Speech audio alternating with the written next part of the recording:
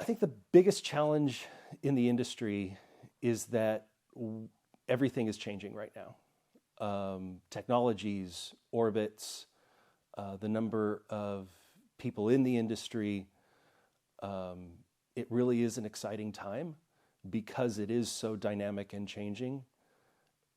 But with it comes a whole new set of challenges that traditional methods maybe aren't best suited for.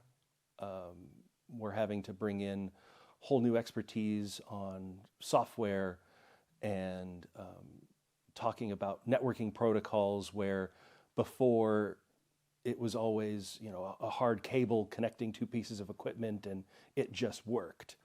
The skill sets have changed from being physical to being a lot more specialized and a lot more mentally based. And so finding the right kind of people from university and getting them interested in space has become key to maintaining a knowledgeable and dynamic workforce to go forward into the future. Yes, I mean, the challenge is essentially people, right? The skill sets for the satellite industry, unfortunately, we do need people who understand radio frequency communications, and they understand what happens in the frequency domain. And the majority of people who created the satellite industry as we know it today are beginning to retire out and taking those skills out of the industry. And the pool generally isn't big enough at the moment to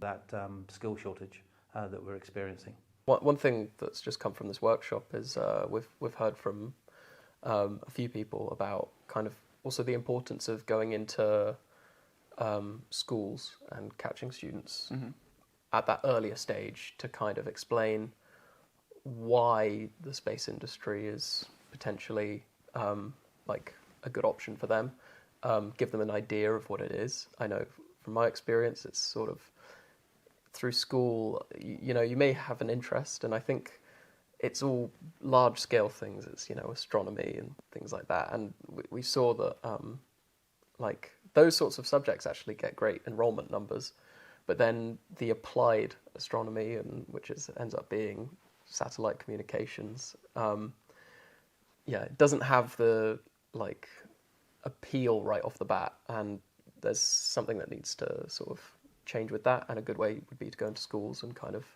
explain what it is and why it's interesting. And I think I would call on all parts of the industry to encourage RF and Satcoms to be majored at universities in the UK, in Europe and America, because we need people in this growing industry. And there is a shortage, not least hardware engineers, PCB designers, but also software engineers as well. And I think without that new generation of workforce, it's going to strangle this industry, and it means that we're going to be slower to market. And looking at the way that Starlink and Project Kuiper have come on board so quickly, we need to respond to these changes quickly too. And without new ideas and new technologies and new skills, we cannot simply do that. So I do believe that in the next couple of years we will see more and more concepts from IT, software development, the bigger telecom field coming into the satellite industry. And the main skill gaps that I'm seeing at this point are in the area of, basically software. As we progress from classic hardware appliances, your classical modulators, demodulators, line cards and whatnot, into a world of virtualized software appliances and cloud-native network functions, we will see an increasing need, a growing need to retrain, to hire, to bring in new expertise from the outside world, from the wider IT world really, to flesh out the details there and figure out how to how to fit these concepts into our industry. So the lack of RF engineers is first to get more kids interested in STEM at school. And then the challenge is that they get so enamored with STEM that they go off to the sexy side of it, if you like, which is at the moment is machine learning and AI, and keep them on the more let's say, the hardware side of radio communications.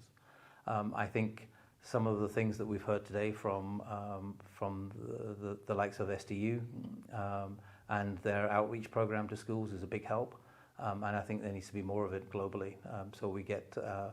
It's nice that we've got more kids getting into STEM, especially getting girls into STEM. As the father of 2 daughters, it's great that they're interested in STEM, and so.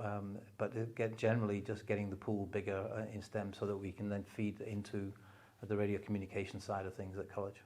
Definitely, there is a shortage of engineers. That's what we see. It's difficult to hire people. It's difficult to find qualified engineers. It's difficult to hire. So we're a company based in Denmark, in Copenhagen, but we always hire internationally. So I mean, we have people from all over the EU because we need to pull qualified people into the industry, and it is hard to find. So we also work closely with the university in Denmark, try to promote, and our CEO is always talking with the Danish government, trying to promote, get more funding for the space industry and so on, because we see lots of potential, but there are lacking, there's room for more people, let's say, than we can find. People that are here in the workshop directly address the alumni or the people that came from the college and straight told them, we will need your skills in now, in 5 years. And not only college as well, because there's also people that are not getting into technical degrees anymore. Getting to younger ages like high school, mid school, it's always good fun and definitely cannot harm anyone to spread interest on engineering fields from young ages as well. So yeah.